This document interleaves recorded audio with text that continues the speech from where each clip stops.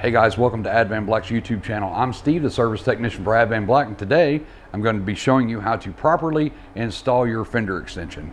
So today we have this 2014 Street Glide here in the shop, and we're going to be installing the extended fender. So there's a couple of things that you may need to know about the fender extension before you do the install or decide if this is the right product for you. The fender extension is basically just an extended version of what's already on your bike.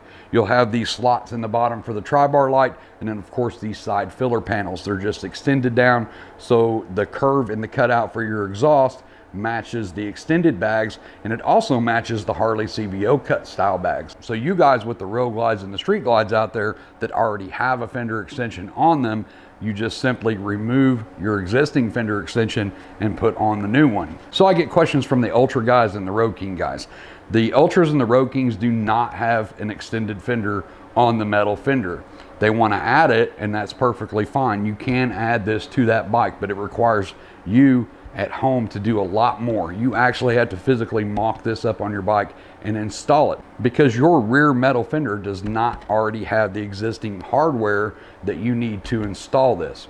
You can do it, it will fit. There's just a few things that you need to do at home to make that happen. If you're not sure on that, give me a call on the service technician line. I'll be happy to explain it to you and walk you through it. So one other thing you need to note with our fender extension, and I'm not sure if a lot of guys just don't see it when they order it. I get a few questions on it after they already have the part, but there's no hole for the antenna up here. So this is going to require you to relocate your antenna. You can get one for your fairing. There's several different companies that sell hidden antennas for your fairing, or you can follow online videos that show you how to run your existing long whip metal antenna right down the edge of your frame and actually hide it. It's pretty easy to do. One costs a little bit of money and one way is free. It's a pretty straightforward install, guys. It takes a little bit of time to do, especially if you've never done one. But there's a couple of little tips and tricks that I can show you along the way to make this go a lot smoother. So we're going to get the camera down here and actually get this thing installed on this Street Glide. So the very first thing we're going to do is get the saddlebags off of the bike. Just remove the retaining pins on the inside and get these bags out of the way. The second thing we want to do is remove the antenna.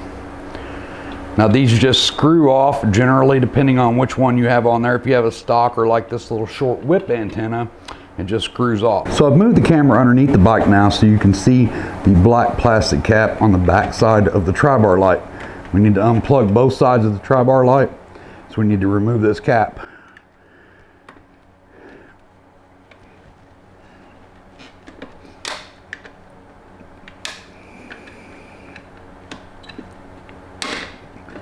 Then you just simply lift up on the top and pull it out. You have access to the plugs. So this is a clip on the bottom, and then you have a clip on the top. It's a little bit tricky to get to, but you can get in there with a flathead screwdriver and pop that, and then you release this wire and just let it hang down. You want to do the exact same thing to the other side. Once you get the wires released from the tri-bar light, you're going to have 3 nuts along the side here, here, and here. Get those removed on both sides. You're going to use a 7/16 socket to remove these 3 nuts.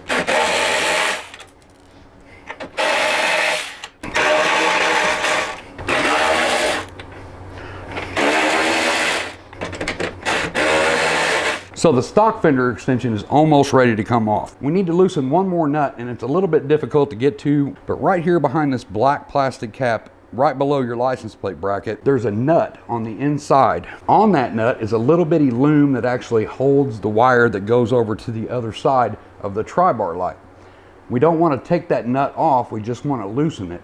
That also holds the fender bracket and the fender together. The fender extension has a lip that goes underneath the fender, and it slightly tucks in between that bracket and the fender. So if we loosen that nut, it's going to let the fender, the metal fender, actually pull away from that bracket slightly, so we can easily pull this fender extension out. Now that is a 7/16 nut that's under there. Now that I've got it loose, you can see how much play I have in this now. On the back side of this filler panel, this wire runs right along the edge right here with 2 little clips. You just simply pull the wire out of the clip, you get that thing out of the way, and then you can spread this apart just slightly and start wiggling it down until the fender extension comes off. Now from here, you're going to take a number 25 Torx head. You're going to remove this screw and this screw right here.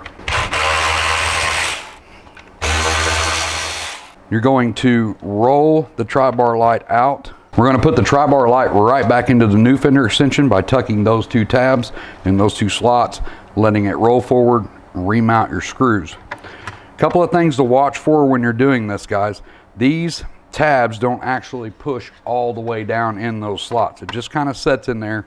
You're going to roll it forward until your holes are lined up for your screws. You can roll the fender extension over to make sure that your lights are actually going in through those pieces. Don't force it, guys. If you try to force this through here, you can break these little fins. So just make sure that they're lined up. Once you get everything lined up, start your screws in. I do not recommend running these back in with any kind of driver. Go ahead and get them started by hand.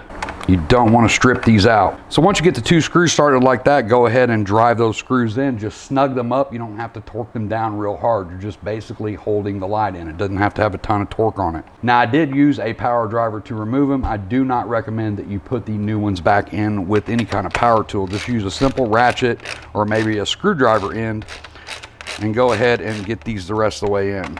Now, I just go back and forth to make sure that it's working down evenly. Once you start getting it snug, you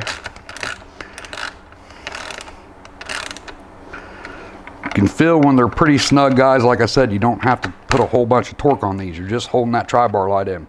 And there you go. Now, before you put your fender extension back on, this may be a good time for you to go ahead and address what you want to do with the antenna.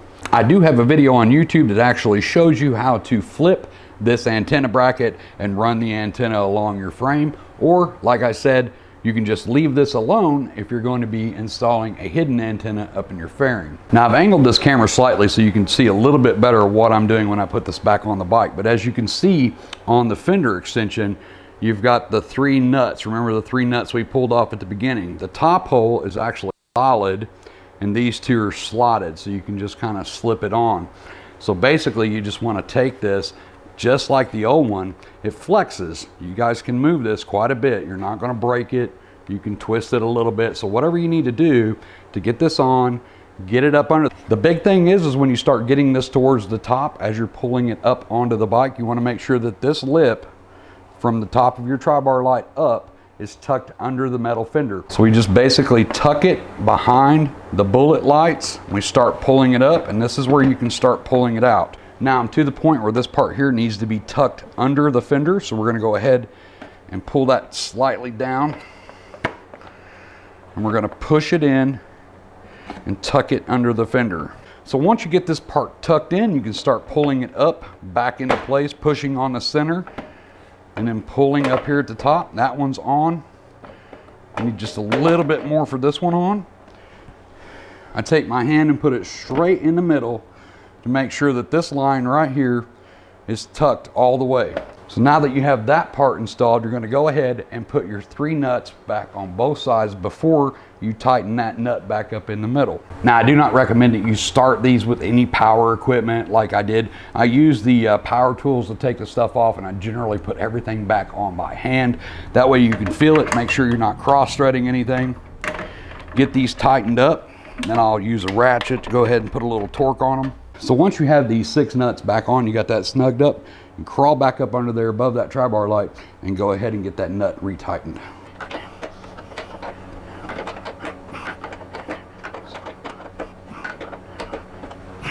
Now once you have that all done, guys, you just simply plug your tri-bar light back in on both sides. Just like we did in the beginning of the video when we removed them, just plug them back in, take your black plastic cover, put it on the top, roll the bottom under and snap it on. Once you get that tri-bar light plugged in, go ahead and kick the bike on and make sure that it's coming on properly. Now you can see this wire right here. This is what we're talking about, and this is the little clip that you're going to get. Like I said, I just wrap it around the wire, feel the tension, peel the back, and stick it to the fender extension. I've actually have it installed to the wire and the backing peeled, so I'll flip it around and I'll feel the tension wherever it needs to go. And I'll just reach in and stick it. Make sure that you press firmly on it. Hold for about 10 seconds. and you're stuck. Now your fender extension is completely installed.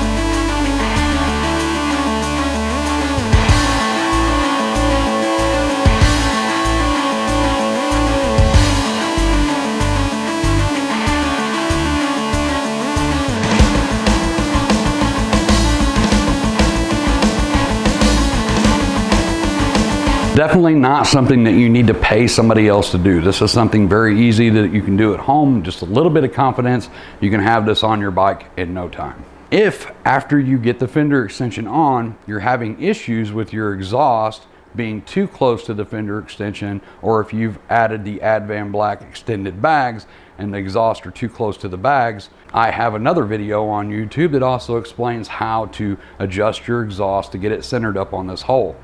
With the fender extension and the extended bags, you've now got this kind of narrow hole that your 4-inch or 4.5-inch exhaust is trying to go through.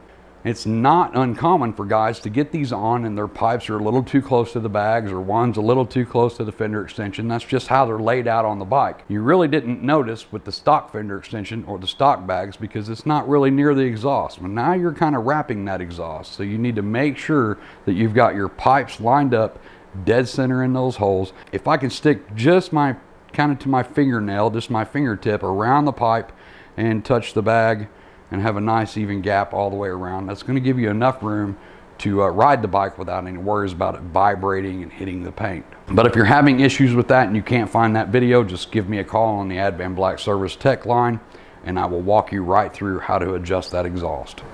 So that's going to be it for this video, guys. Stay tuned for more videos from Advanblack on the official Advanblack YouTube channel. Once again, I'm Steve, and if you have any questions, leave it in the comment box down below. I'll check this channel every single day and I'll help you the best that I can. Until the next install video, as always, be safe and keep your knees in the breeze.